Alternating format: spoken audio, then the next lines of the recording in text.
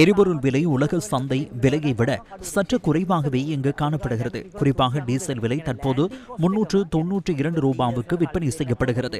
இறக்குமதி செலவு மாத்திரம் முகவருக்கு பணம் வழங்காமல், வரி விதிக்காமல், வேறு எதுவும் செய்யாமல் கொண்டு வந்தாலும் எமது கணக்கின் பிரகாரம் குறைந்தபட்சம் 409 அல்லது 410 ரூபாய் வரையில் வரும். எனவே 409 அல்லது 410 ரூபாய் பெறுமதியான எரிபொருளை 392 ரூபாவுக்கு விற்பனை செய்ய முடியாது.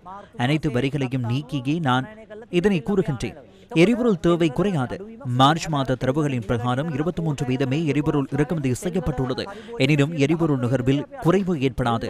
எனினும் எரிபொருள் விலையை அதிகரித்து கோட்டா முறைக்கு சென்ற சந்தர்ப்பத்தில் எரிபொருள் நுகர்வு 13 வீதத்தினால் குறைந்தது. எனவே எரிபொருள் நுகர்வை குறைக்காமல் டாலருக்கான தேவையை குறைப்பது கடினம்.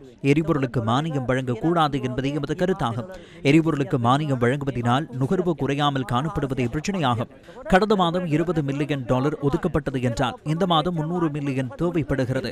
அடுத்த மாதம் 400 மில்லியன் செல்லும். பின்னர் 500 மில்லியனாக அதிகரிக்கும்.